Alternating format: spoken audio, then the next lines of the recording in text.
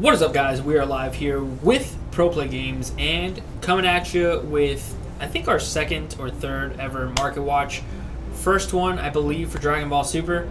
We wanted to go over a lot of things that have been changing. The special anniversary box that we have right here on display has been shaking up a lot of things, bringing back a lot of the values from set 1, set 2, set 3, and also making new values now for themselves because there's new exclusive cards. There's also been reprints that have really affected some of the old and great cards like Senzu Bean, White Coercion, and things like that, but also just supporting some of those cards and super rares that didn't really see too much support at the beginning of the game and didn't shape out to be as powerful as maybe some of the strategies and cards that we have today. So we're looking at the special anniversary box.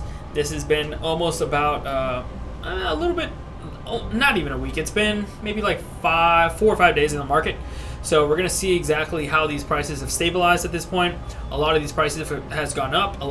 Most of them have gone down, but some of them have gone up. So we're going to see a little bit of our winners and losers and a little bit of cards that were indirectly affected by this box, and then some of the cards from this box and how they're looking like to shape up when this product finally dries up, which seems like the product is pretty much dried up at this point. Usually with all the Dragon Ball sets, that's why you've seen them retain so much value, is because they only print to order. So they'll only print as many as stores would pre-order, and they don't really continue the printing press to the point where you can keep restocking, and you see the prices fall. Sometimes in other games you see that, but in Dragon Ball, because they want to really retain the value of the product, you'll see usually just a one and done print, which can be good and bad. If you're late, it's bad. If you're early, it's good. So remember, guys, pre-order, and for all your pre-orders, please head over to proplaygames.com. We have the lowest prices. You'll see us over and over on this market watch being the lowest price.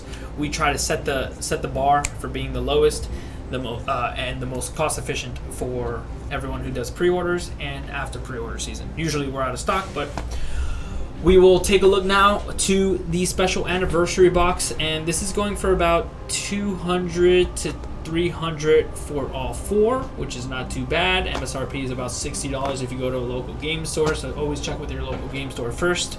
The MSRP is $60. Online, you're always going to see a little bit more because of shipping. So still holding a pretty good value on all these boxes for the most part, which means that the product is not oversaturated, and that's very important, because if the product is oversaturated, your cards don't hold any value. So these are the most expensive things in an anniversary box, and we're going to slightly delve into different ones. And the first one we have here today is actually Supreme Time Disruptor. Very good card, an exclusive card from the expansion deck box. You can sell right here, expansion rare, so it only comes out in this set. This is exclusive here, and we're going to be looking at the regular versions, which can start from 50 cents to $1, and the parallel foils going all the way to 7 to 10. It's actually creeping up. Pro Play Games, we're the only ones here with any price that's below 10, but then you see it creeping up here to 10, and there's not many copies. I mean, well, there is a pretty decent amount of copies on the market, but $10 is quite a lot for the foil versions of these cards.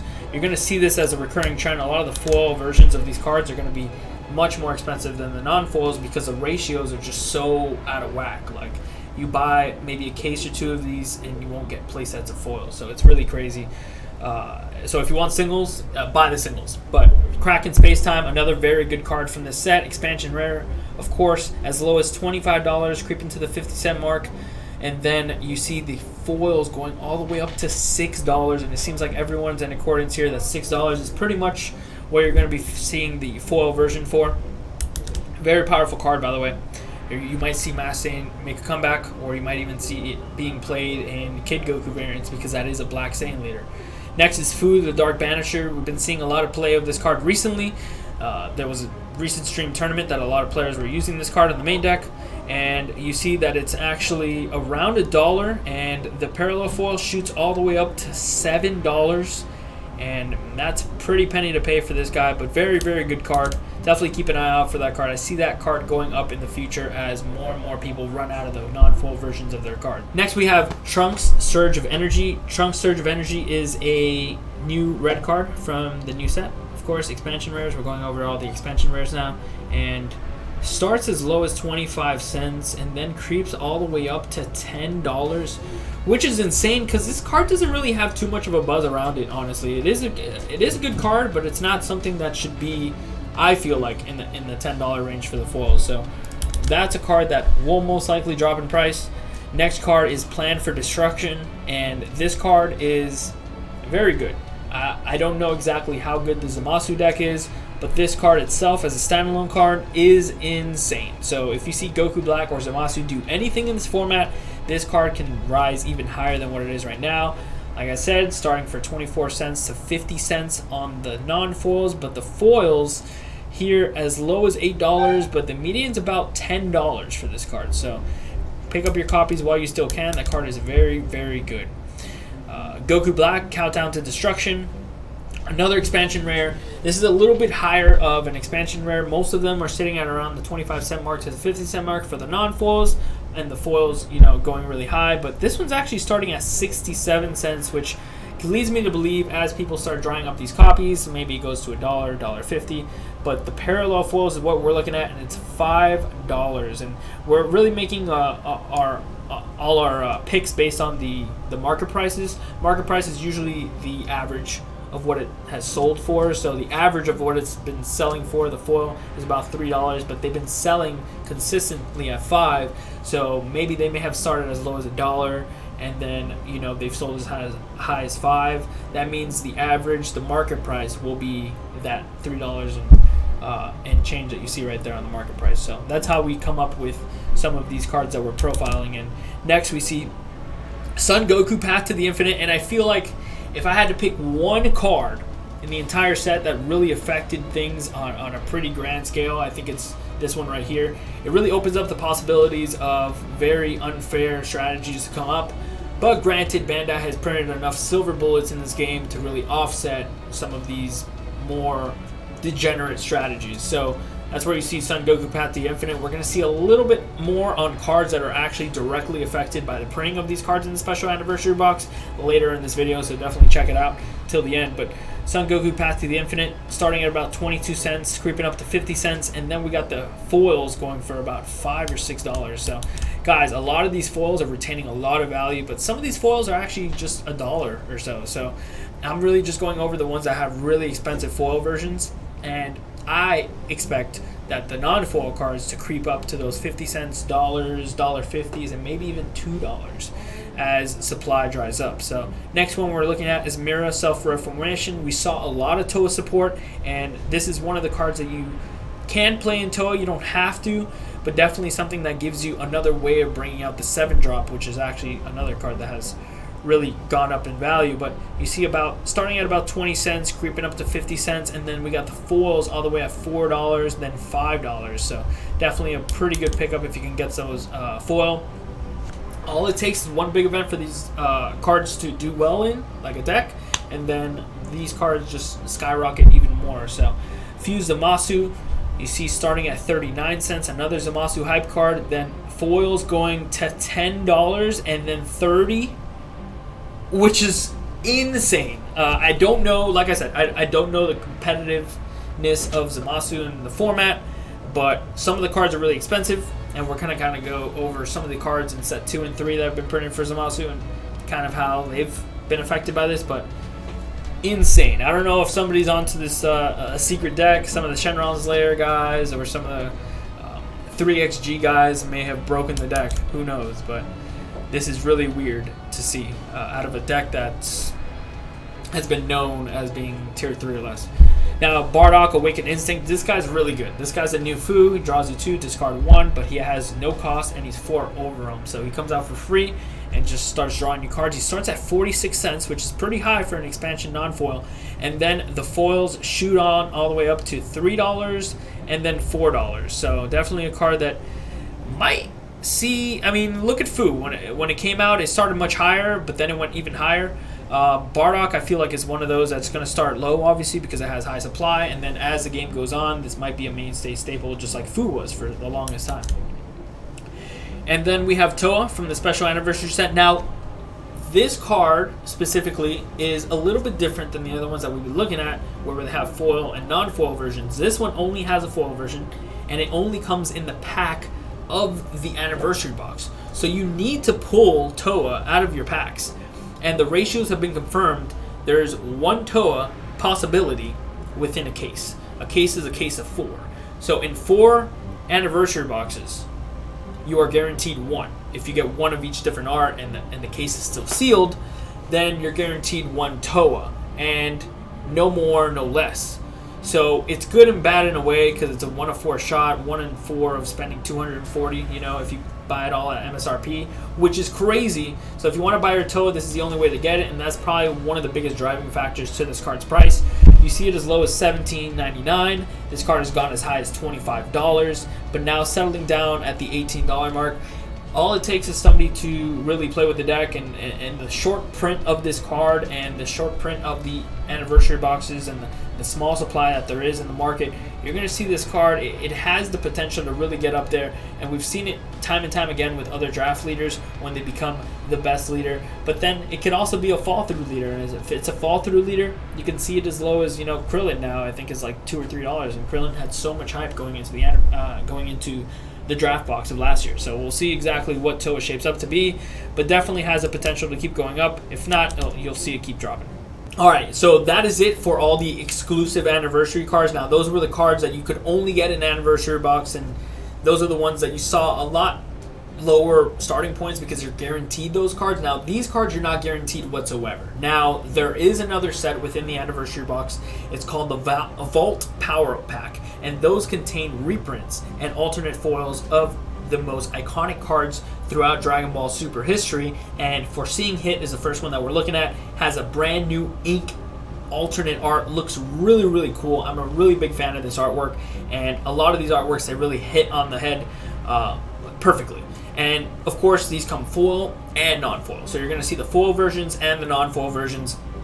And you're going to see the big discrepancy on these as well. If you're a new player getting into the game, I definitely advise getting the non-foil versions. If you're a veteran in this game and you want to continue to bling out that deck, definitely go for the foils. They're a little bit more pricey, but these cards are very hard to pull. These are the ones that you won't see playsets if you buy cases, and it's very hard to get a hold of, and some of them can be even as high as $30. So you'll see Foreseeing Hit is the first one here, and starting at $5.20, which is really good for a hit, guys. This is a card that has been $14 on the low and has been as high as $25. So very good card for people getting into the game and want to start to play Dragon Ball Super. This is the perfect time. Grab at it while you can, because $5 is super, super cheap.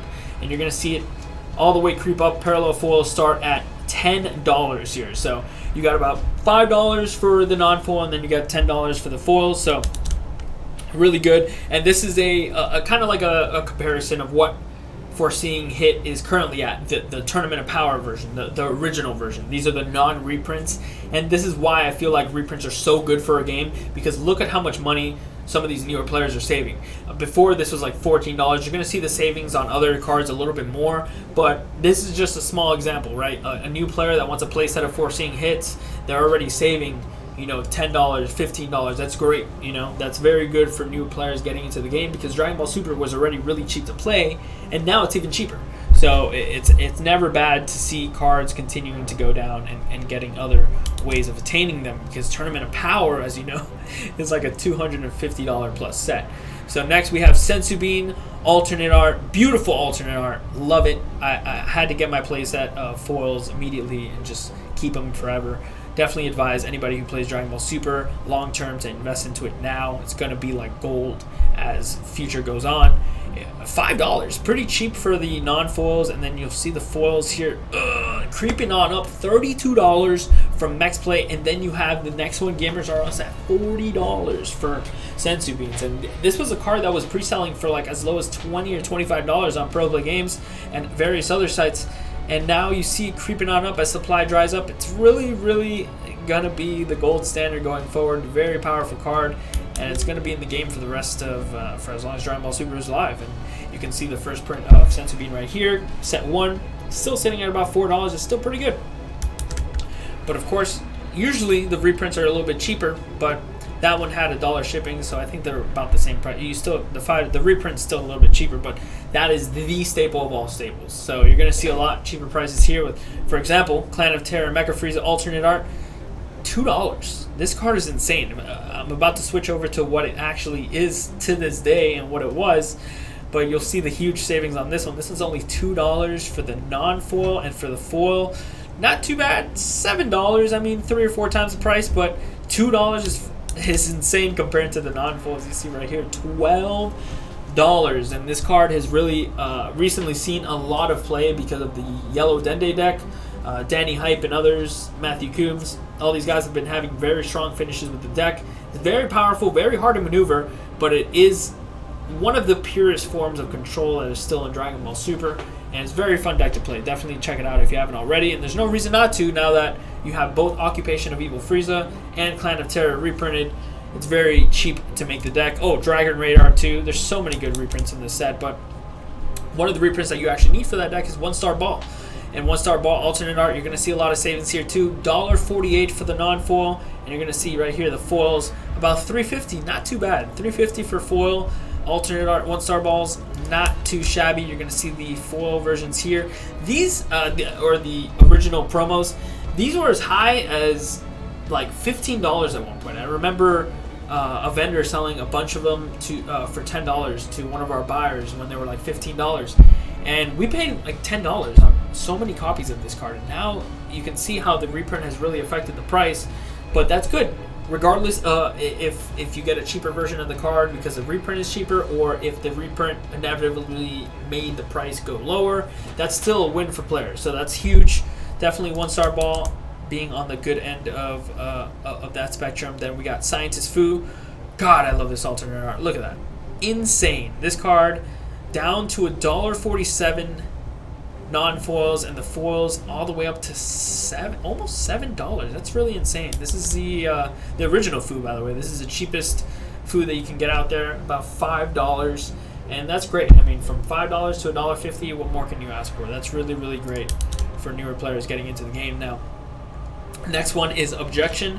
Objection didn't really drop too much. I mean, granted, Objection was always a couple bucks anyways, but it's always nice to spend those couple bucks on an alternate art, full art, version of the card, which looks so much better than the actual other version. So we'll toggle between the other version right now, but we're going to look at the foil versions of this, sitting at about $6.22. That's pretty expensive, seeing that the non-foil version is $1.50, but you can see here that the regular Objection from set 1 still creeping around that $1.50 mark, so not too bad. Next one is going to be Flying Nimbus, one of the better alternate arts. Between that and Sensu Bean, those are probably the two most wanted alternate art reprints in the entire set. Flying Nimbus sitting at about $1.20, which is pretty cheap. And then you can see it creeping up here. Foils are a massive $18. I mean, they're not $35, but $18 is insane, and you can see why, because this is probably one of the best art reprints that this whole set gave us, so you can't really be too mad. But this is the original Flying Nimbus, which has always been, $1, $2, so you can still get this one for a couple cents more less. Next is going to be Demon Sword Janemba. Insane art, by the way. This, I'm a fan of this whole, ink, whatever you call it. This artwork is insane. I really love it. It really makes me want to play Janemba. You can see 93 cents for the non-foils, and then you can see the foils go about $3 to $5. Not too bad. Next one is the regular Demon Sword Janemba, so it's about the same price. It's taken a hit. I mean, this promo pack was pretty flooded. I think a lot of players got these for regionals and tournaments and side events and stuff like that, so it was already really low, but the artwork is no comparison between the last one. I'd rather take the alternate art every day of the week. I don't know anybody who will like this artwork more, but Crisis Crusher Son Goku alternate art. Now, this was pretty weird because this one's a little bit more expensive than the other one. The other art of Crisis Crusher, the original, the promo that you got for BCC, that one I feel like looks better than this one, honestly. It just looks much better. The only difference is that this has no text box, so it looks full art.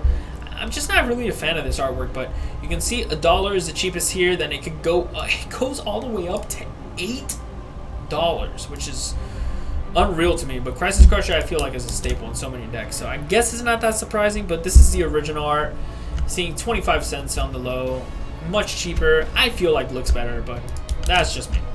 Whis Coercion alternate art, very good card. This has been a staple forever. The commons were as high as $2 at one point.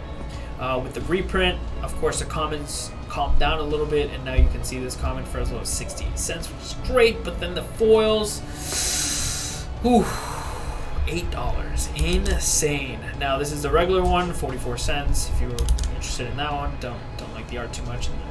That's it for the anniversary back cards. Now we're going to jump into the power booster cards. Now this is the most recent power booster. It's called the World Martial Arts Tournament. If you don't know how to get these, by the way, you just go to a local game store and you participate in their seal tournament. If you're interested when they're holding their seal tournament, you can check on the DBS website and you can see local stores participating in your state.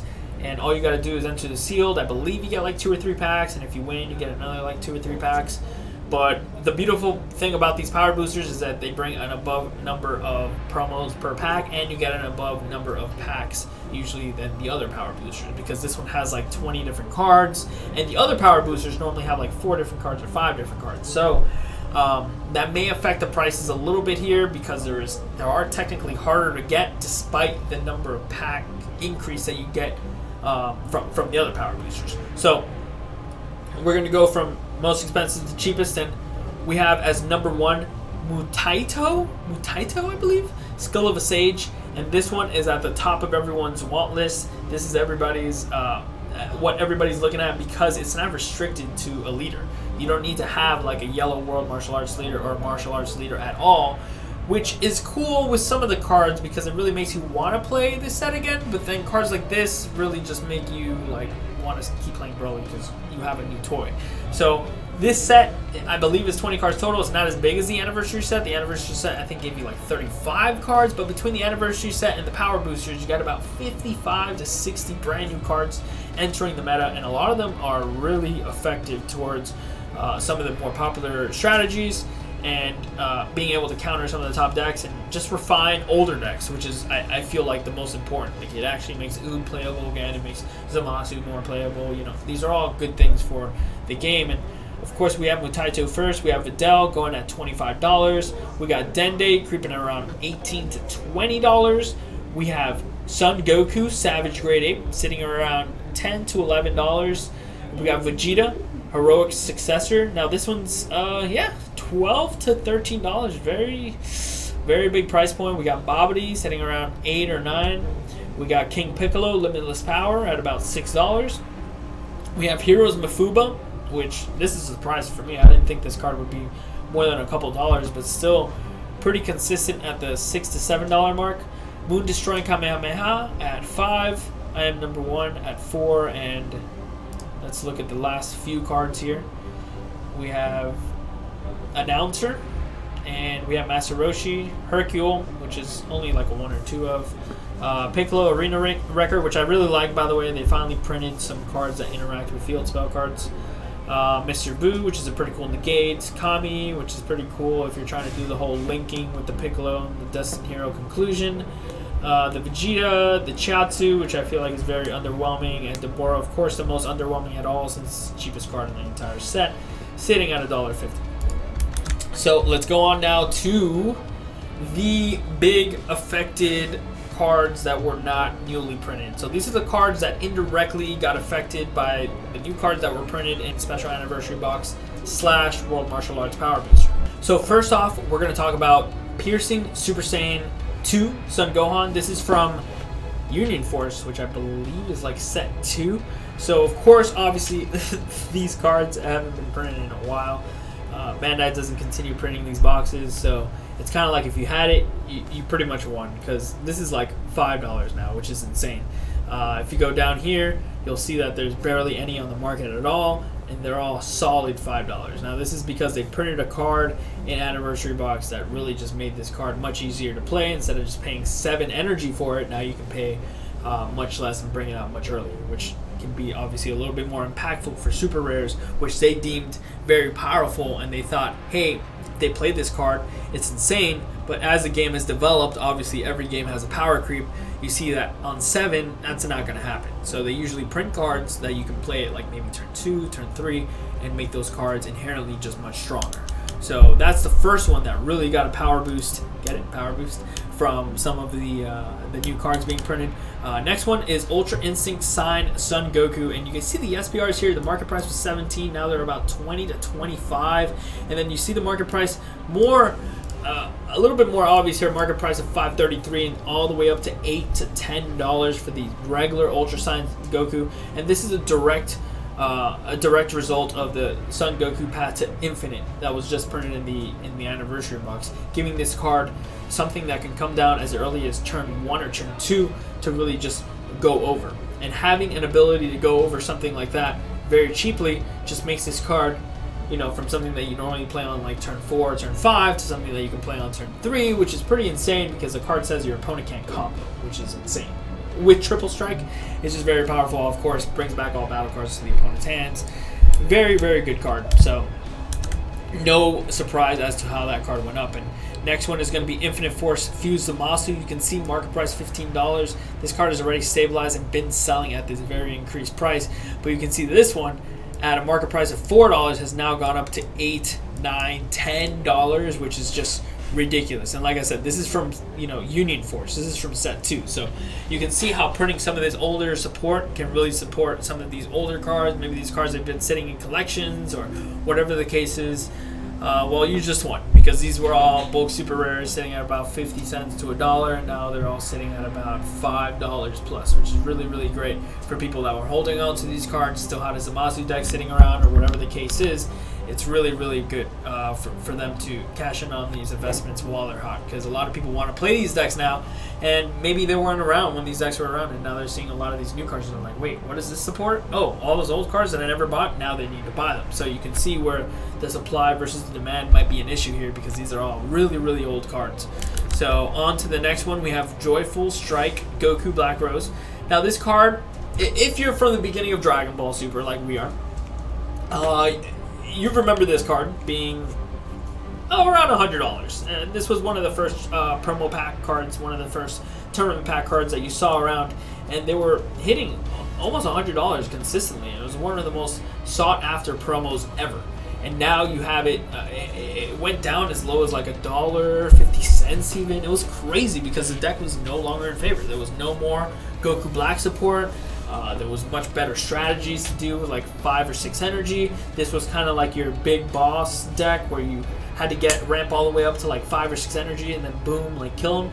And it kind of just fell out of favor as decks started getting faster and faster. And now you can see the format slowing down a little bit more. You saw a little bit more support for this deck. You saw some of the new Zamasu support and Goku Black support. And now out of nowhere, this card is, market price was what, like $3? And now it's $10, and there's a few on the market. Really insane. And this is a non-foil version, guys.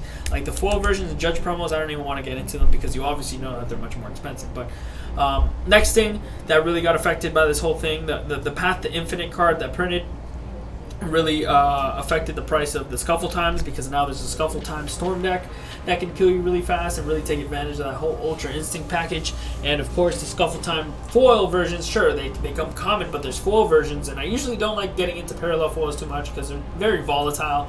But this is something that people have access to right now because World Martial Art got reprinted to stores to provide them for the power boosters for the sealed. So to see this at like $3 is pretty insane.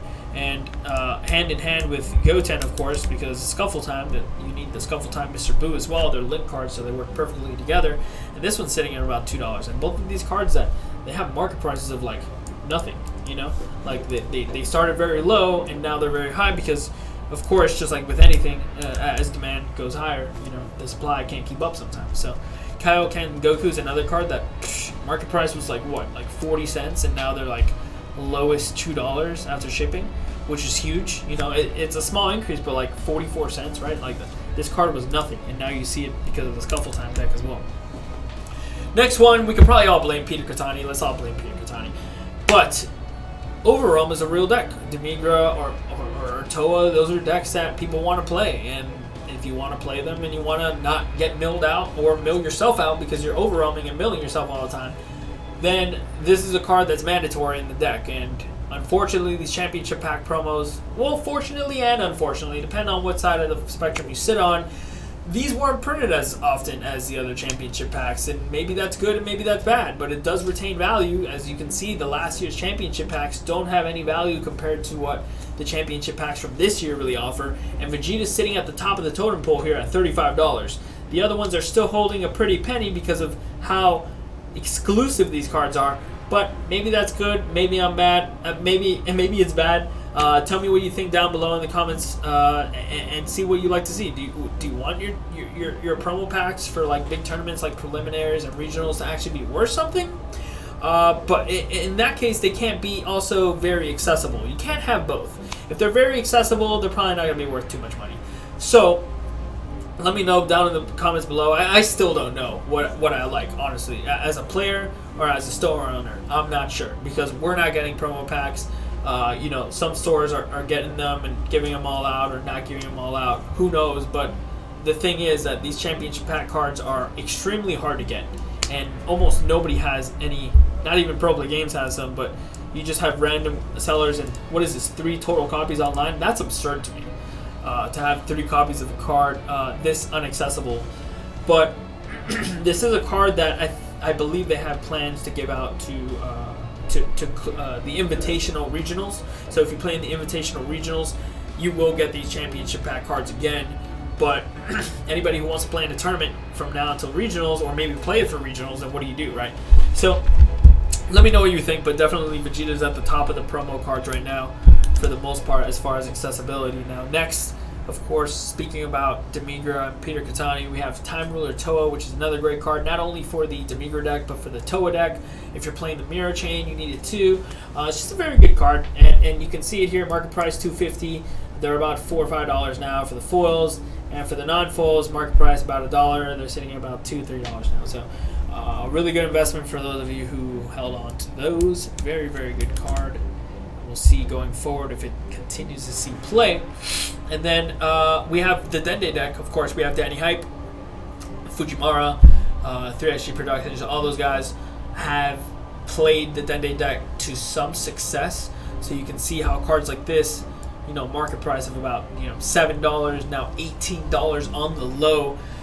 It's pretty insane. And remember, this is a power booster card, so you can see why. And remember, this is the second power booster. The first power booster that came out had the path to greatness, and that card started at $100 and started going lower and lower. But it really gives incentives for players to go out to their local game store and really play in these tournaments, because you get these power boosters for free. Like you're spending the $20 that you normally would for 6 packs, but you're getting this power booster that can have $100 cards, $20 cards, whatever dollar cards, and it's just I think it's a great store promotion, and it's definitely something that really makes you want to go out to stores and really get the cards.